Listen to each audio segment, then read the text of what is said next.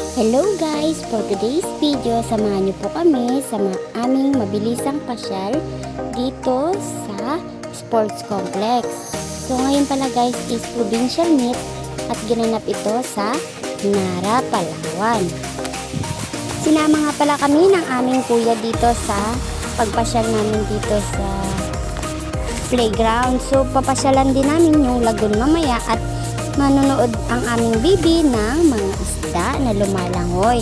So yan nga pala guys is championship ng mga players. So sinum ko nga para makita natin. So napakalayo kasi yun guys. So yan ay awarding ceremony na ng mga nanalo dito sa pagpapalaro.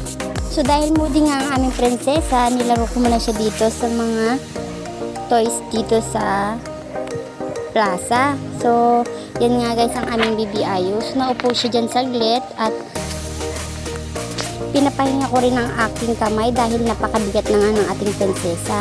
So ayun niya rin kasi maglakad-lakad dahil sobrang init din. So yan na nga guys. So diba naglalaro siya mag-isa niya. So mamaya-maya pinaandar namin kasi baka gusto niya rin yung umaandar-andar. So yun nga, fail kami dahil ayaw niya palang yung umaandar na yung kutsi-kutsihan na yan. So pinalaro na lang namin sa isang bata kasi sayang naman kung hindi siya magagamit. So yun naman si Kuya Bumbum, gusto niya magtalon-talon, kasama niya si Ate Iwi.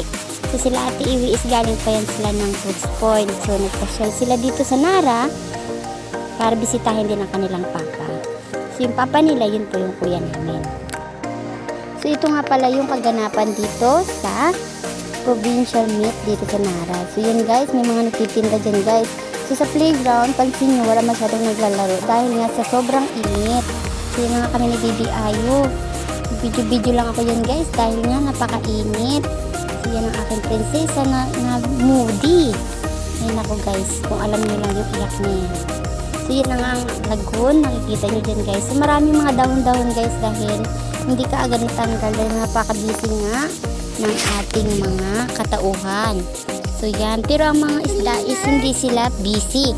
Napakadami nila guys. So gusto nilang tinatapunan sila ng pagkain dahil alam niyo naman ang mga isda nagkukumpulan pag ng mga pagkain nilalaglag ang mga tao dyan. So yan ay mga tilapia guys. So kaway-kaway sa kumakain ng tilapia kasi ako hindi kumakain ng tilapia. Marami na ang isda dito sa lagoon guys. So may mga kasunod na rin yung malalaki na yan, may mga maliliit din. So pinakain niya ng isda dyan na nagatingin din ng isda. So pinakain niya ng popcorn. So yan nga, napakadami na ng isda, diba guys? Dati meron pa yan dyan kulay pulang isda, yung malalaking isda. So hindi natin makikita kasi baka wala na sa sobrang tagal. So ayan na naman kami ni Bibi Ayo. Maganda kasi yung hangin dito guys, presko ang hangin dito. At saka nawala yung bagot ni Bibi Ayo na marami siya nakikita. Tignan nyo naman guys ang view. Diba? Napakaganda ng view dito guys. So haggard na ang person mo. Yan ang kuya ko guys at saka yung kanyang asawa.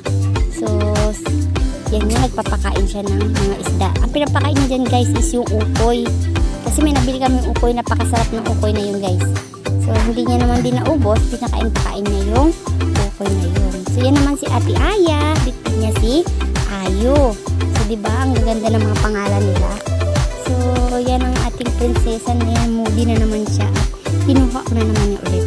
At niyayan na rin namin si Kuya Bumbum na umuwi na dahil nga napakainit. Sabi ng aming kuya is magpasya na lang ulit mamayang hapon. So yan na nga, pauwi na kami at kinuha niya na yung sasakyan. So uuwi na kami guys dahil mabilisang pasyal nga lang ito guys. Nagsilip lang talaga kami kasi nga hindi namin kaya makipagsabayan sa maraming tao lalo na yung mga baby kami at may mga bata kaming kasama baka kasi mawala pa. So doble ingat na lang din at saka syempre crowded at napakainit ng panahon. So uwi na kami guys. Yun lang talaga yung aming pinunta is silipin yung kaganapan dito. So sana masilip nyo rin sa mga hindi nakapunta. Bawi na lang kayo sa susunod na kabanata. So yun na nga guys, kami ay pauwi na. So yun lamang po. Salamat sa inyong panonood. Hanggang sa muli. Sana panoorin nyo pa ang aming ibang mga video. Yun lamang po. At yan na si Kabumbum. Bye-bye!